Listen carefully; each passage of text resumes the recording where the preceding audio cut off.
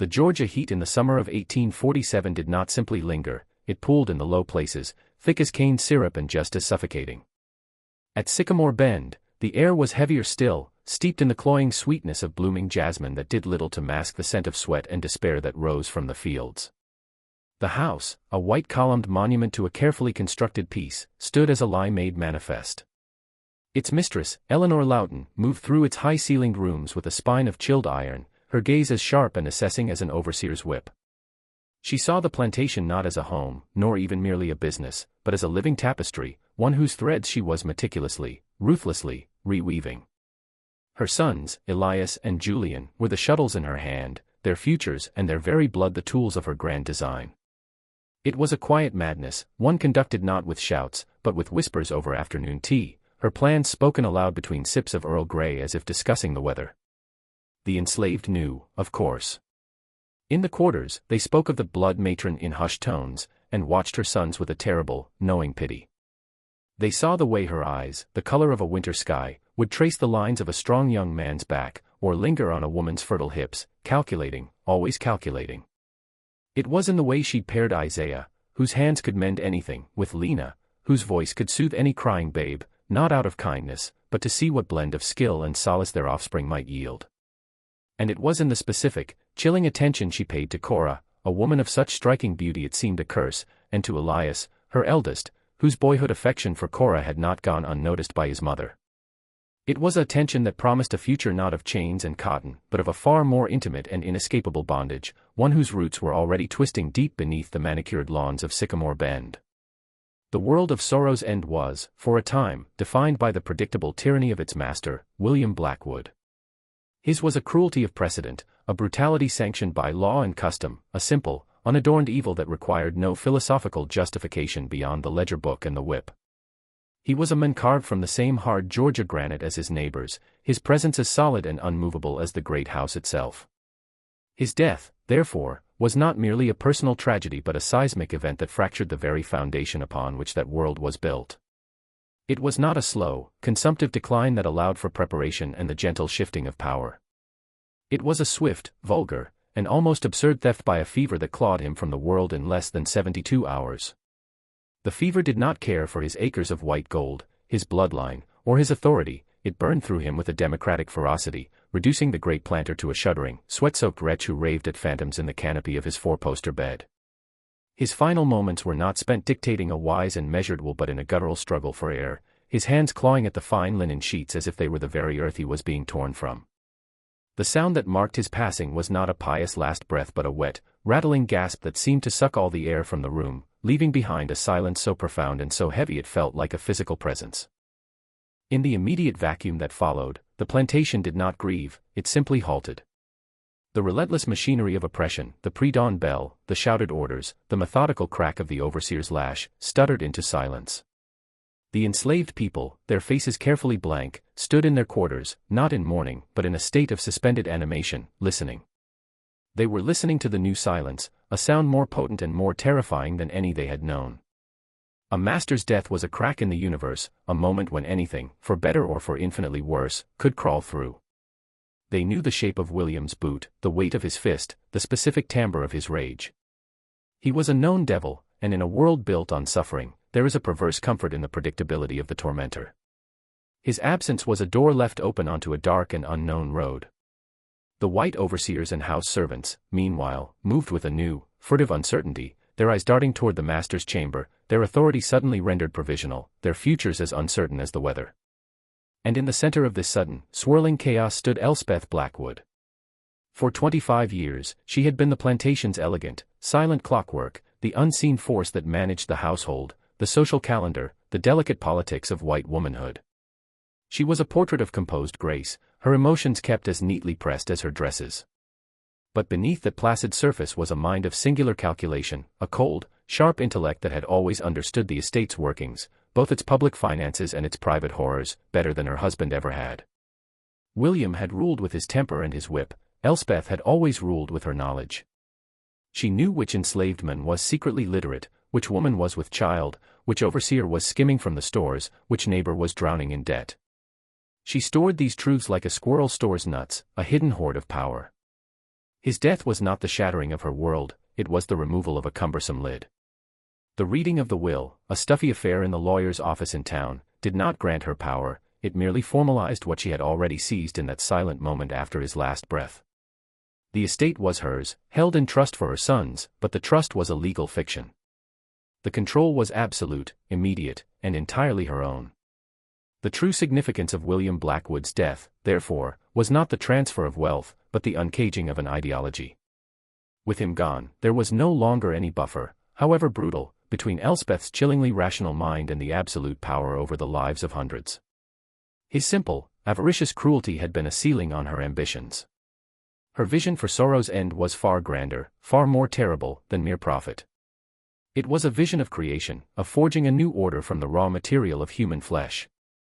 The financial pressures she cited to her sons were real enough, the soil was tired, the markets were fickle, the debts were mounting, but they were merely the convenient scaffolding for a grotesque experiment she had long contemplated in the quiet of her study. William's death provided the necessary vacuum, the rupture in the old order, for her to implement her design. It was the first and most crucial domino, whose fall set in motion a chain of events that would warp bloodlines and breed a unique, house-grown hell. The patriarch's passing was the catalyst that transformed the plantation from a place of documented, conventional evil into a private laboratory for a mother's monstrous and meticulously planned revolution, an event that proved the most dangerous monster is not the one who rages, but the one who, finally left alone, begins to calmly and methodically build. The silence that had first descended upon sorrow's end in the wake of William's death had not lifted, it had merely changed its quality, becoming a held breath, a watchful, waiting thing that filled the grand house like an invisible fog. Elspeth Blackwood moved through this new silence not as a mourner, but as a surveyor, her mind a whirlwind of calculations that had nothing to do with grief and everything to do with legacy and a particularly brutal form of efficiency. The financial statements spread across her late husband's desk told a grim story of depleted soil and falling prices, but to Elspeth, they were not just ledgers of debt, they were a diagnosis of a sickly system, one in need of radical, homegrown intervention. The idea, which had likely begun as a dark, speculative seed in the shadowed corners of her mind during William's reign, now found fertile ground in the absolute power of her widowhood. It was not born in a single, dramatic flash of inspiration, but rather coalesced, taking shape with a cold, inevitable logic, its components drawn from the pseudoscientific tracts on heredity and animal husbandry that sat alongside her Bible, and from her own intimate, lifelong observation of the plantation's human property. She saw the strong ones, the resilient ones, the ones who withstood disease and broken spirits with a stubborn fire she found both inconvenient and fascinating. She saw the weak ones, who broke easily and were of little use. And in her sons, Julian and Everett, she saw not just her heirs, but the pure, untainted vessels of the Blackwood line, a line she believed carried not just privilege, but inherent qualities of command and resilience that were heritable, dominant traits. The summoning of her sons to the library was an event staged with the precision of a state execution. She did not call for them during the day, amidst the bustle of the plantation's life, but after supper, when the house was steeped in a velvety darkness punctuated only by the low fire in the hearth and the single, guttering flame of the oil lamp on her desk. The room, a sanctum of masculine privilege under William, was now her command post, the air thick with the smell of old leather, dust, and a faint, cloying trace of her lavender perfume. Julian and Everett entered with the sullen, wary air of boys who knew a reckoning was due, but could not possibly imagine its shape. Everett, the elder, wore his dissipation like a badge, his face already softening with a fondness for drink, his eyes alight with a crude, possessive sense of his new status as the nominal master. Julian, younger and more finely strung, hovered near the bookshelves, his gaze avoiding his mother's, already uncomfortable in his own skin.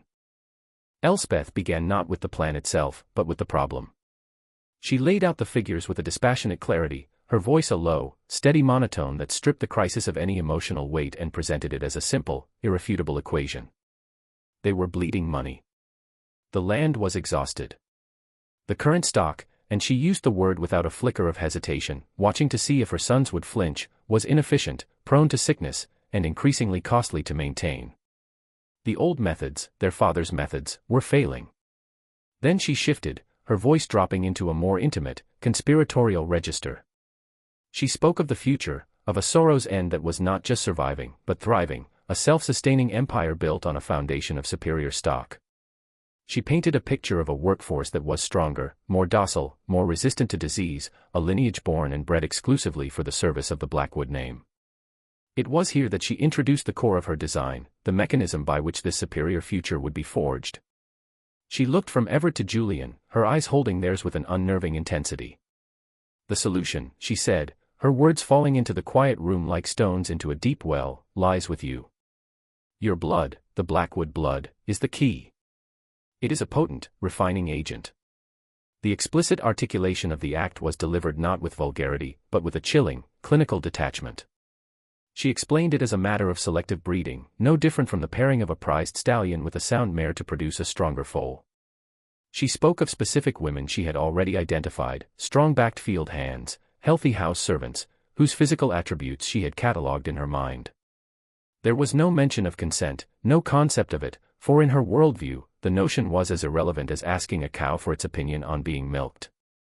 This was about improving the herd. It was a business proposition, a eugenic strategy, a means of consolidating their power in the most intimate way imaginable. Everett's reaction was a slow, dawning comprehension that quickly curdled into a leer of entitlement. For him, it was a sanctification of his basest desires, his crude lusts now rebranded as a patriarchal duty, a biological contribution to the family's legacy. He saw not the horror, but the license. Julian, however, paled. His mother's words seemed to physically strike him, a visceral blow that hollowed his stomach and sent a cold tremor through his hands, which he shoved into his pockets to hide. He saw not a business proposition, but a profound and terrifying desecration. He saw the women he had known since childhood, he saw the specific, individual humanity in their faces, and the thought of being used as an instrument of his mother's will in this way filled him with a nauseating shame. But the force of Elspeth's will was a gravitational pull. As Julian began to form a weak, stammering objection, she cut through it not with anger, but with a remorseless, pragmatic finality. She spoke of their duty to the family name, to the land, to the memory of their father, whose methods had brought them to this brink. She framed resistance not as moral courage, but as weakness, as a sentimental failure that would lead to the loss of Sorrow's end, their ruination, and the scattering of everyone on the property to far crueler masters. She presented her grotesque solution as the only rational, the only responsible, course of action. The conversation, if it could be called that, was over in less than 20 minutes. As her sons left the library, Everett with a swagger, Julian with the gait of a man going to the summoning was a quiet, brutal efficiency.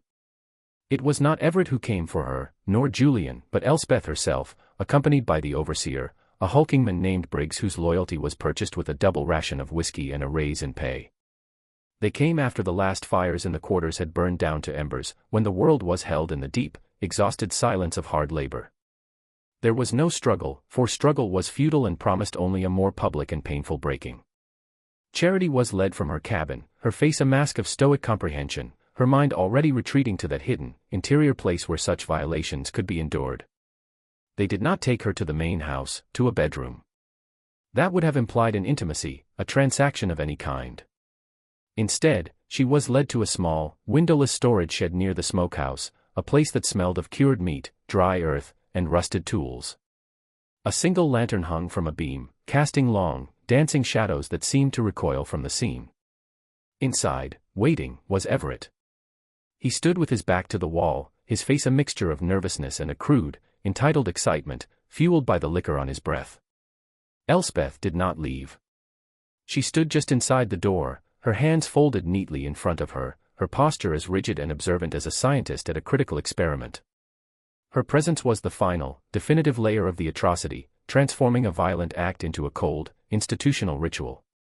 It was her gaze that defined the moment, that stripped it of any fleeting pretense of passion or even base desire and rendered it a purely functional, monstrous act of dominion. She watched, her eyes missing no detail, her expression one of detached analysis, as if she were observing the breeding of livestock in a manual. There were no words of command, no need for them. The space was too small, the power dynamics too absolute. When it was over, a swift and brutal transaction, Everett shuffled out, avoiding his mother's eyes, his brief bravado now replaced with ashamed, animal haste. Elspeth's gaze then fell upon Charity, who had not made a sound, who had turned her face to the rough-hewn wall of the shed, her body trembling with a violence she refused to let escape her throat. Elspeth's assessment was not one of pity, nor of triumph, but of simple, clinical verification. The deed was done. The first link in her design chain had been forged. She nodded to Briggs, who who wordlessly took Charity by the arm and led her back into the swallowing darkness, back to the cabin she shared with 3 other women, where the silence was now a different, more profound entity. The aftermath of that night was not a single event, but a ripple of corrosive knowledge that spread through the plantation's soul. For the enslaved community, the specific horror of the act was compounded by the chilling methodology of it. It was not the random, predatory violence of a drunken master, a known, if terrible, evil. This was different. This was systematic, premeditated, and overseen by the mistress herself. The fact of Elspeth's presence at the violation became a new and potent terror, a symbol of a regime that was no longer content with owning their labor, but was now determined to own their very biology, their future lineages. A new and unspoken fear entered every woman's heart, a dread that was communicated in hushed tones and shared, terrified glances. For Everett, the experience left a complex stain. The initial thrill of license curdled into a gnawing shame that he sought to drown in more drink, a shame that made him both more belligerent and more eager to prove his commitment to his mother's design, ensuring the next time would be easier, the next time would be less about the woman and more about the duty. For Julian, the knowledge of what had happened in that shed was a phantom pain, a constant, sickening dread.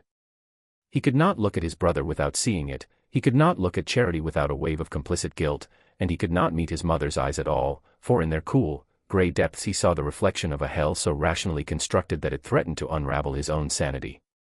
The first forced union was not merely an act of violence, it was the establishment of a new and unassailable truth at sorrow's end, a declaration that from that night forward, the womb was to be as much a commodity as the back, and that the Blackwood legacy would be built not just on land and cotton, but on a foundation of meticulously orchestrated rape. The order, once given, did not remain an abstract horror confined to the library's oppressive air. It festered in the days that followed, a poison seeping into the very fabric of sorrow's end, twisting the perceptions of everyone it touched. For Everett, it became a source of swaggering anticipation, a dark permission that transformed his every leer into a sanctioned appraisal. For Julian, it was a mounting terror, a spectral weight that made his food taste of ash and turned the cheerful songs of the morning birds into a dirge. He avoided the quarters, his footsteps faltering whenever his path led near the cabins, his gaze skittering away from the faces of the women his mother had so coldly catalogued. But Elspeth was not a woman who dealt in theory. Her design was a blueprint, and she was its architect, present for the laying of every brick. She selected the first subject not for any particular docility, but for a perceived physical robustness, a woman named Charity, who worked the second cotton row and whose broad shoulders and calm, unreadable eyes had been noted in Elspeth's private ledger. The date was not chosen at random, it was a night of a new moon, when the darkness was absolute, a blanket thrown over the eyes of God. The summoning was a quiet, brutal efficiency. It was not Everett who came for her, nor Julian, but Elspeth herself, accompanied by the overseer, a hulking man named Briggs whose loyalty was purchased with a double ration of whiskey and a raise in pay. They came after the last fires in the quarters had burned down to embers, when the world was held in the deep, exhausted silence of hard labor. There was no struggle, for struggle was futile and promised only a more public and painful breaking. Charity was led from her cabin, her face a mask of stoic comprehension, her mind already retreating to that hidden, interior place where such violations could be endured. They did not take her to the main house, to a bedroom. That would have implied an intimacy, a transaction of any kind. Instead, she was led to a small, windowless storage shed near the smokehouse, a place that smelled of cured meat, dry earth, and rusted tools. A single lantern hung from a beam, casting long, dancing shadows that seemed to recoil from the scene. Inside, waiting, was Everett. He stood with his back to the wall, his face a mixture of nervousness and a crude, entitled excitement, fueled by the liquor on his breath. Elspeth did not leave. She stood just inside the door, her hands folded neatly in front of her, her posture as rigid and observant as a scientist at a critical experiment. Her presence was the final, definitive layer of the atrocity, transforming a violent act into a cold, institutional ritual. It was her gaze that defined the moment, that stripped it of any fleeting pretense of passion or even base desire and rendered it a purely functional, monstrous act of dominion. She watched, her eyes missing no detail, her expression one of detached analysis, as if she were observing the breeding of livestock in a manual. There were no words of command, no need for them. The space was too small, the power dynamics too absolute. When it was over, a swift and brutal transaction, Everett shuffled out, avoiding his mother's eyes, his brief bravado now replaced with ashamed, animal haste. Elspeth's gaze then fell upon Charity, who had not made a sound, who had turned her face to the rough-hewn wall of the shed, her body trembling with a violence she refused to let escape her throat. Elspeth's assessment was not one of pity, nor of triumph, but of simple, clinical verification. The deed was done. The first link in her design chain had been forged. She nodded to Briggs, who wordlessly took Charity by the arm and led her back into the swallowing darkness, back to the cabin she shared with 3 other women, where the silence was now a different, more profound entity. The aftermath of that night was not a single event, but a ripple of corrosive knowledge that spread through the plantation's soul. For the enslaved community, the specific horror of the act was compounded by the chilling methodology of it. It was not the random, predatory violence of a drunken master, a known, if terrible, evil. This was different. This was systematic, premeditated, and overseen by the mistress herself. The fact of Elspeth's presence at the violation became a new and potent terror, a symbol of a regime that was no longer content with owning their labor, but was now determined to own their very biology, their future lineages. A new and unspoken fear entered every woman's heart, a dread that was communicated in hushed tones and shared, terrified glances. For Everett, the experience left a complex stain. The initial thrill of license curdled into a gnawing shame that he sought to drown in more drink, a shame that made him both more belligerent and more eager to prove his commitment to his mother's design, ensuring the next time would be easier, the next time would be less about the woman and more about the duty. For Julian, the knowledge of what had happened in that shed was a phantom pain, a constant, sickening dread. He could not look at his brother without seeing it, he could not look at Charity without a wave of complicit guilt, and he could not meet his mother's eyes at all, for in their cool, gray depths he saw the reflection of a hell so rationally constructed that it threatened to unravel his own sanity. The first forced union was not merely an act of violence, it was the establishment of a new and unassailable truth at sorrow's end, a declaration that from that night forward, the womb was to be as much a commodity as the back, and that the Blackwood legacy would be built not just on land and cotton, but on a foundation of meticulously orchestrated rape. This response is AI-generated, for reference only. Explain key point number 4 into 1,000 words, without any subheadings or ending sentence. The gestation was a season of silent, watchful dread, a 9-month suspension of the normal rhythms of the plantation where the only visible sign of the horror was the slow, inexorable swell of Charity's belly. For Elspeth, it was a period of intense, proprietary interest. She ensured Charity's rations were slightly improved, not out of any compassion, but with the same dispassionate care a farmer might show a prized broodmare. She would observe her in the fields, her gaze fixed on the woman's form, calculating, anticipating, her mind already filled with projections of yield and quality. For the other enslaved people, Charity's condition was a walking premonition, a living bellwether of a future that now threatened every woman and girl. They supported her in quiet, unspoken ways, taking on a portion of her roe, sharing a precious bit of fatback, a touch on the shoulder that spoke of a shared, bottomless fear. For Everett, the sight was a source of a strange, conflicted pride, a mingling of ownership and a deep, unarticulated shame that made him bark orders more loudly and drink more heavily. For Julian, it was a constant, gnawing accusation, a physical manifestation of the sin he had been too weak to prevent, a testament to his family's descent into a new circle of hell. The birth itself arrived on a night of a savage summer thunderstorm, the kind that seemed to shake the very foundations of the great house. The wind howled like a chorus of the damned, and the rain lashed the windows in horizontal sheets. In the quarters, in the close, hot darkness of the cabin, the event unfolded not as a miracle, but as a grim, painful labor. The other women attended to Charity, their faces grim and set, their hands moving with a practiced gentleness that stood in stark contrast to the violent world outside. There were no cries of anguish from Charity, only a series of low, guttural moans that were swallowed by the roar of the storm, as if the very earth was absorbing the sound of her pain. When the child finally came, slick and bloodied into the trembling hands of the midwife, the only light came from a single, guttering tallow dip that threw frantic, leaping shadows on the walls. The first thing they all saw, in that unstable, smoky light, was the color of his skin. It was not the deep, rich brown of his mother, but several shades lighter, a warm, tawny hue that seemed to glow in the dimness.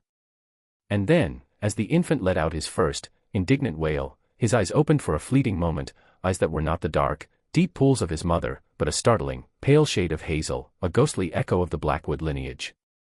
The news was carried to the main house not by a joyous announcement, but by a whispered report from the overseer, Briggs, his clothes soaked and dripping onto the Persian rug in the library. Elspeth received the information with the calm satisfaction of a botanist who has successfully cross-pollinated 2 rare plants. She did not rush to the quarters. That would have been beneath her station and outside the bounds of her clinical detachment. Instead, she waited for the storm to abate, for the gray, washed-out light of dawn to break over the ravaged landscape.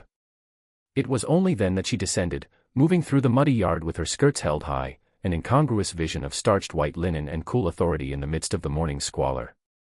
She entered the cabin without a word, the other women parting for her like reeds before a snake. She stood over the pallet where Charity lay exhausted, the newborn child swaddled against her chest. Elspeth did not look at Charity. Her entire focus was on the infant. She reached down, her movements slow and deliberate, and with a single, white finger, she pushed back the swaddling cloth to get a better look at his face. She studied the light skin, the features that even in their newborn ambiguity hinted at a familiar structure, and most of all, those pale, unusual eyes.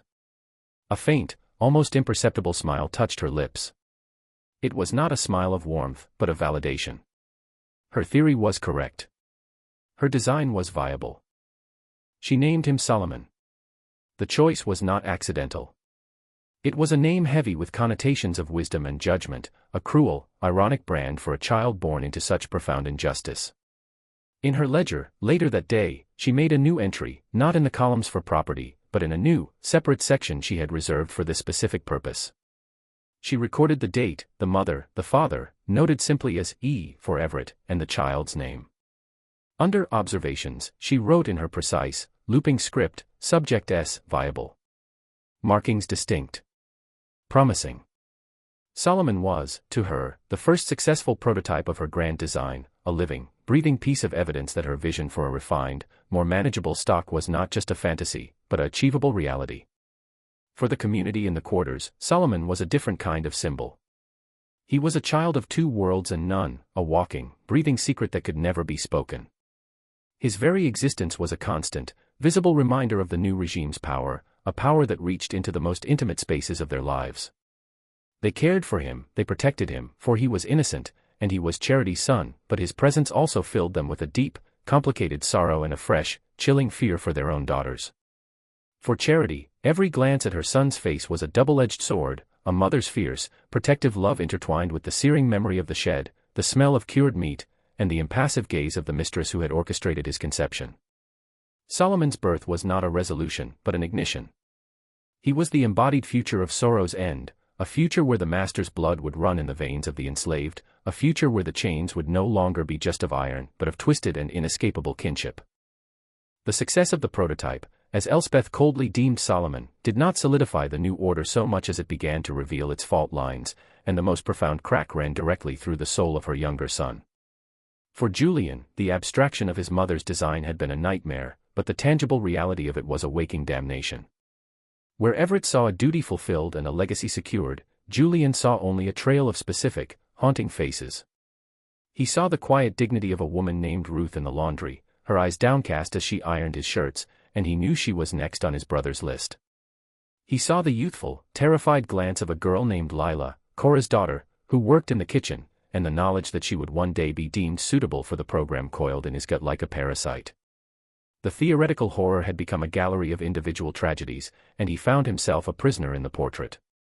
His revulsion manifested not in open rebellion, the force of Elspeth's will was a fortress he could not assault, but in a slow, internal unraveling. He began to avoid the main house, spending hours on horseback riding the blurred, wooded boundaries of the plantation as if he could outrun the stench of its corruption. Sleep became a foreign country, his nights haunted by visions of the women, not as anonymous vessels of his mother's project, but as the individuals he had known since childhood, their faces now masks of silent accusation.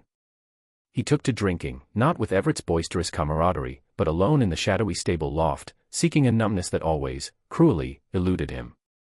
The whiskey only sharpened the images, making the memory of a flinching hand or a tear-tracked cheek in the lamplight all the more vivid.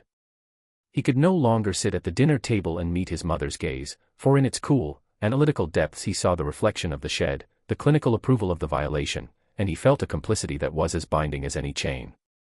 His own role, his expected participation, loomed before him like a precipice. The women were no longer property to him, they had become phantoms that walked in the daylight, their suffering a weight upon his every breath, and the knowledge that he was, by his silence and inaction, an integral part of the machine that tormented them, threatened to fracture his mind from within. The horror, for Cora, was not a new season of dread but a returning tide, a familiar nightmare wearing a new and more calculated mask.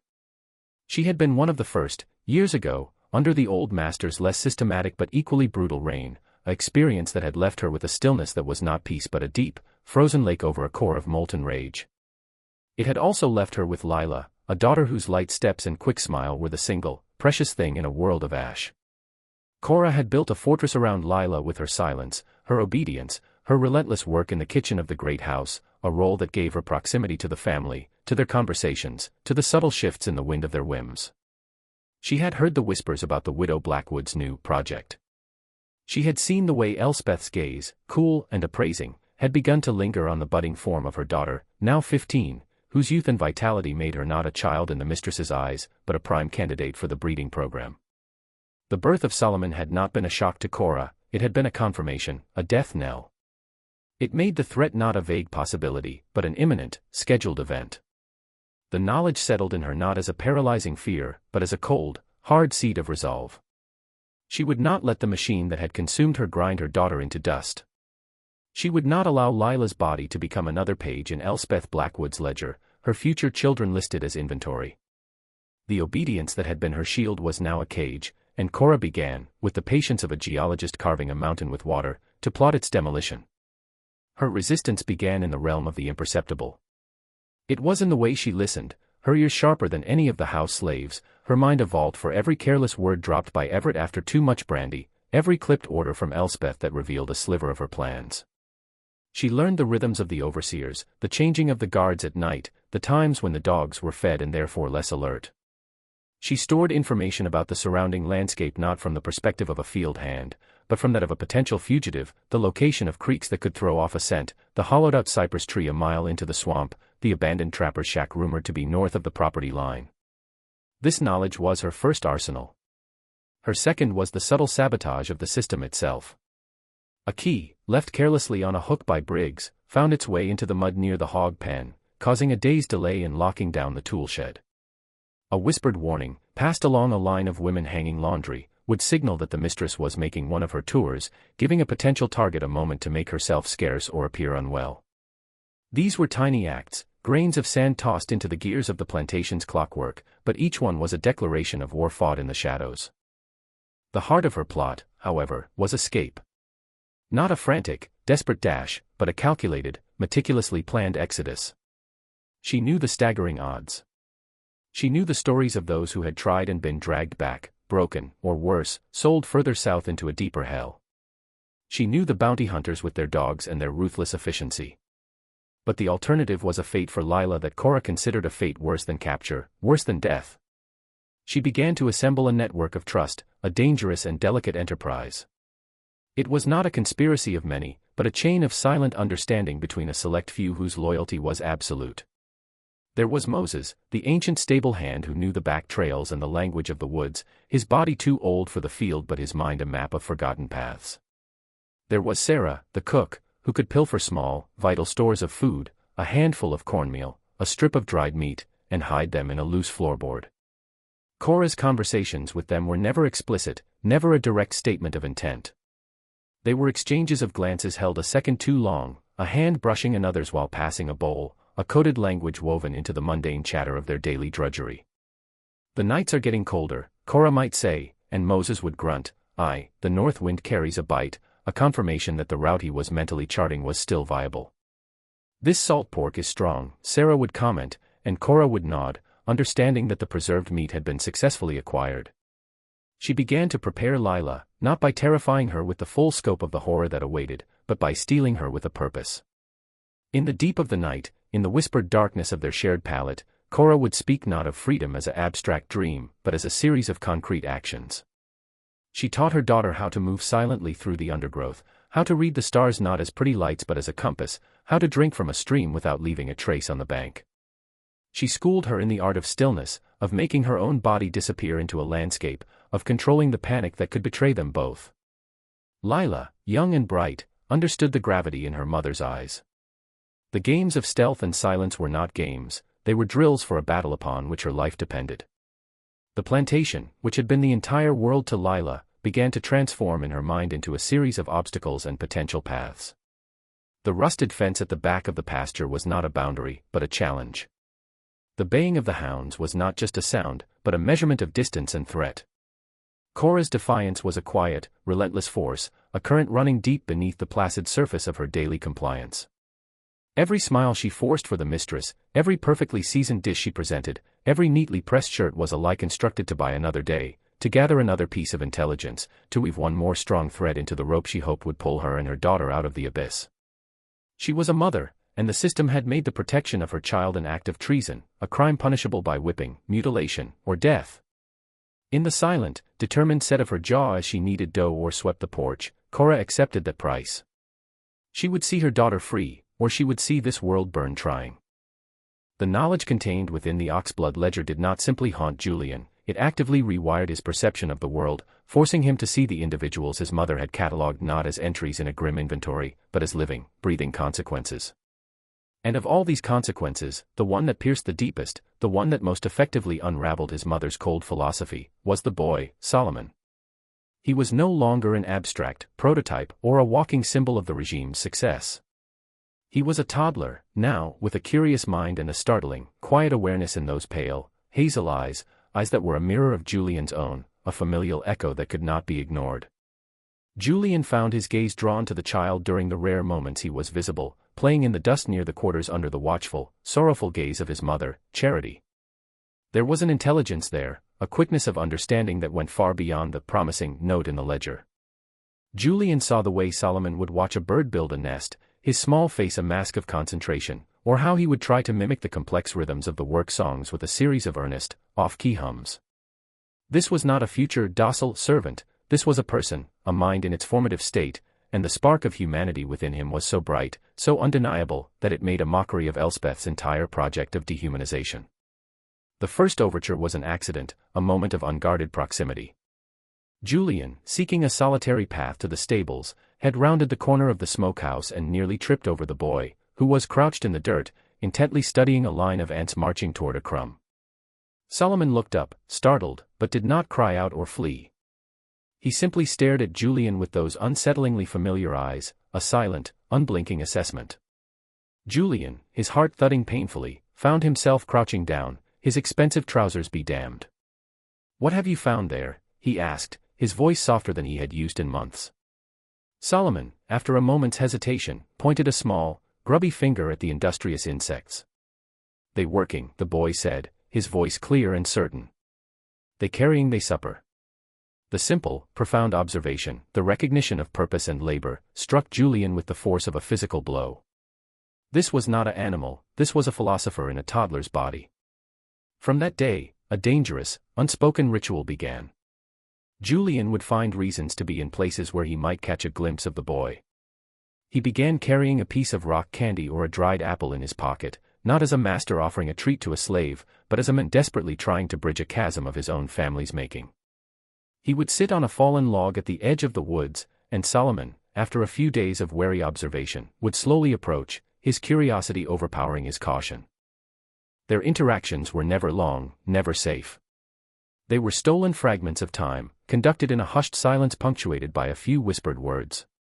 Julian learned that Solomon could count to 20, that he knew the names of every mule in the stable, that he had 100 questions about the world beyond the fence line. Where the sun go at night? Why the rain fall down? Each question was a tiny pickaxe chipping away at the foundation of Elspeth's ideology. She saw a future asset, Julian saw a hungry, brilliant mind, a mind that was, by the cruelest twist of fate, his own kin. He never touched the boy, never dared to, for the act would have been too loaded, too reminiscent of the violence that had created him. But in the quiet space they shared, a forbidden kinship bloomed, built not on blood, but on a shared, unspoken understanding of the boy's unique and tragic position in the world. Julian found himself thinking of Solomon at night, worrying for him, imagining his future. The ledger's projection of house servant now seemed a grotesque imprisonment for such a spirit. This secret relationship became the central, schismatic truth of Julian's life. It was his rebellion, not of fire and shouting, but of quiet, profound recognition.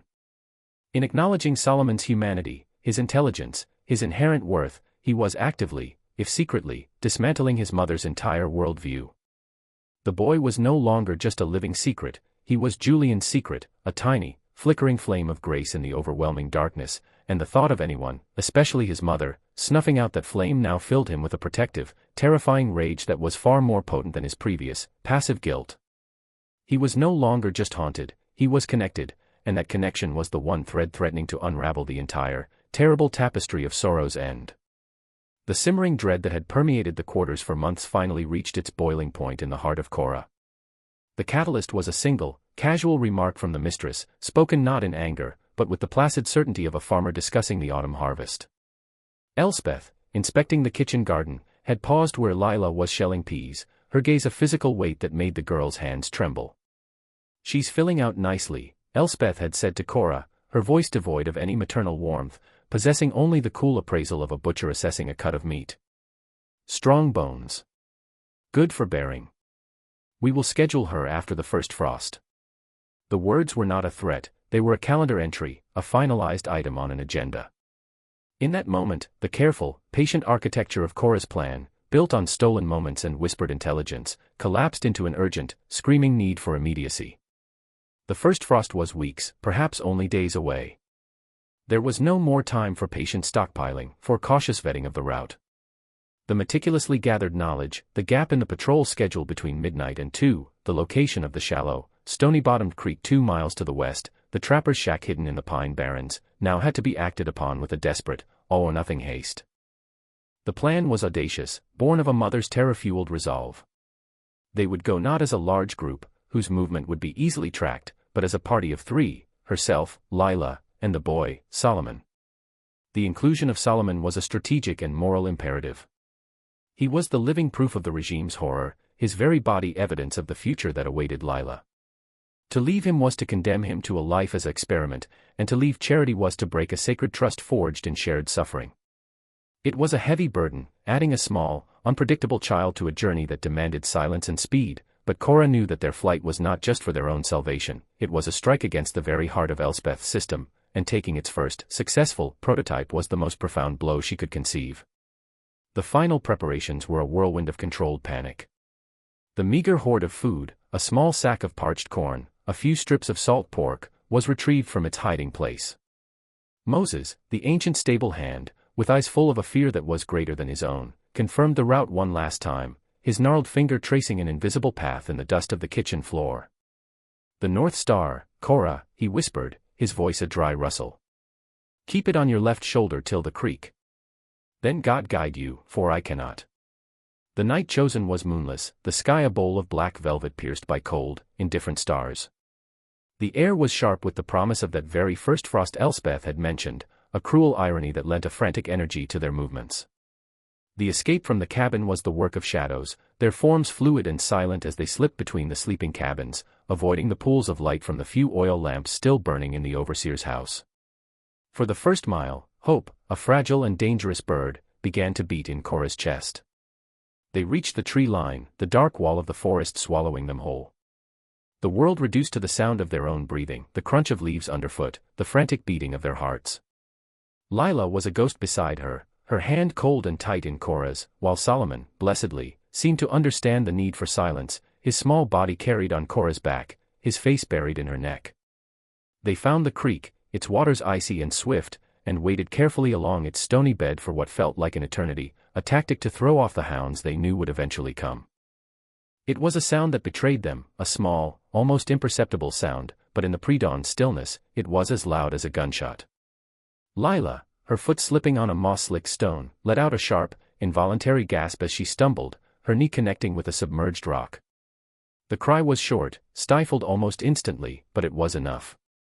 From far behind them, but not nearly far enough, a dog's bark, sharp and questioning, sliced through the silence. Then another. Cora's blood turned to ice. The hope that had fluttered in her chest now fell, dead and heavy. She urged them on, their pace shifting from careful stealth to a frantic, stumbling run. But the advantage was lost. The baying of the hounds grew louder, a relentless, converging chorus that seemed to come from all directions at once. The first light of dawn was just beginning to bleed into the eastern sky, painting the world in shades of gray, when they broke from the cover of the trees into a narrow, rocky clearing. It was there that they saw them, Briggs the overseer, and 2 of his men on horseback, their silhouettes monstrous against the pale light, the dogs straining at their leashes, voices thick with the promise of violence and reward. There was no fight, no dramatic last stand. There was only the crushing, absolute certainty of capture. Cora pulled Lila and Solomon behind her, a futile, instinctual gesture of protection as the men closed in. The failure was not in their courage, but in the sheer, brutal efficiency of the system they sought to escape. Their attempted flight was not a failure of will, but a testament to the formidable, watchful power that held sorrow's end in its grip, a power that now descended upon them with a terrible, final weight. The failure of the escape did not bring resolution, but a terrible, suffocating tension, a drawn wire pulled so taut it hummed with the promise of its own breaking. The punishment, when it came, was not the public spectacle Elspeth might have once ordered, for that would have exposed the specific, volatile reasons for the flight, the protection of Lila from the breeding schedule, the theft of the prized Solomon. Instead, the retribution was a quieter, more insidious thing, designed to cauterize the spirit of rebellion without leaving a visible scar that could invite questions from the outside world. Cora was separated from Lila, reassigned from the relative safety of the great house kitchen to the relentless, back-breaking labor of the night shift at the Cotton Gin, a place of choking dust and mechanical danger. Lila and Solomon were placed under a new, suffocating level of surveillance, their movements restricted, their every glance monitored. It was a punishment of proximity and isolation, ensuring they could see each other but never speak, never touch, a constant, aching reminder of what had been lost and what was still at stake. This calculated cruelty, however, did not have its intended effect. Instead of crushing the will to resist, it concentrated it, transforming despair into a hardened, diamond-sharp resolve. The whispered network of trust did not disintegrate, it went deeper underground, its communications now passing in the brush of a shoulder in a crowded yard, in the placement of a stone near a well, in a fragment of a hymn sung with a specific, coded inflection. For Julian, the capture and its aftermath were the final, unbearable weight. He had watched Cora being marched back, her face not a mask of defeat but of a cold, enduring fury, and he had seen the terrified confusion in Solomon's eyes. The knowledge of the ledger, his forbidden kinship with the boy, and now this failed, desperate bid for freedom coalesced into a single, undeniable truth: he was either a part of the machine that destroyed these people, or he was its enemy. There was no middle ground, no passive observation left. His mother's world, with its clinical ledgers and its rationalized atrocities, had to end. He did not arrive at this conclusion through a grand, heroic deliberation, but with the quiet, fatalistic certainty of a man who knows his next breath will be his last in the world as he knows it. The plan, if it could be called a plan, was not one of escape, but of utter annihilation. It would occur during the harvest festival, a rare night when the rhythms of oppression were temporarily relaxed with a carefully measured dose of revelry, a few extra rations of food, a barrel of cheap cider, music. It was a night when the white overseers and the Blackwood family would all be in and around the great house, a night when vigilance would be at its lowest, and a night when a fire, once started, would find a wealth of dry, seasoned timber to feast upon. He moved through the evening like a ghost, the weight of the small tin of kerosene he had siphoned from the storehouse feeling like an anchor in the pocket of his coat. The laughter from the parlor, the tinny sound of the piano, the boisterous shouts of Everett and the overseers, it all seemed to come from a great distance, a play he was no longer watching but was about to disrupt forever. His final, silent pilgrimage was to the quarters. He did not seek out Cora or Lila, knowing any contact would jeopardize them. Instead, he found a moment in the chaotic shadows of the yard, his eyes meeting those of Moses, the old stable hand. No words were exchanged, but in that prolonged, silent look, a universe of understanding passed between them. It was a warning, an apology, and a transfer of responsibility. Julian then turned and melted back into the darkness, heading not for the party, but for the foundations of the world that had made him. The first tendril of smoke did not appear as a raging inferno, but as a subtle, sweet scent of pine kindling, a smell that would not have been unusual on a cool autumn night. It began in the library, where the oxblood ledger was consumed by its own logic, the pages curling and blackening, the names and dates turning to ash. It spread with a hungry speed, finding the dry wood of the bookshelves, the heavy velvet drapes, the polished floorboards.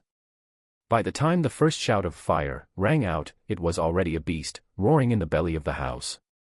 The scene erupted into a chaos of conflicting purposes. The overseers, half-drunk, scrambled for buckets, their orders shouted and contradictory.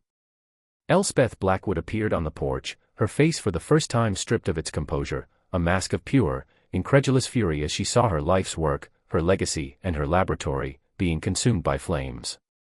Everett was a bellowing, useless figure, shouting orders that no one heeded. And in the swirling, orange-lit chaos of the yard, as the enslaved people were roused not to fight the fire but to form a bucket brigade under the threat of the whip, a different kind of energy began to stir. The fire was not just a destruction, it was a signal, a moment of maximum distraction and broken chains of command. Cora, her face illuminated by the hellish glow, did not look at the burning house.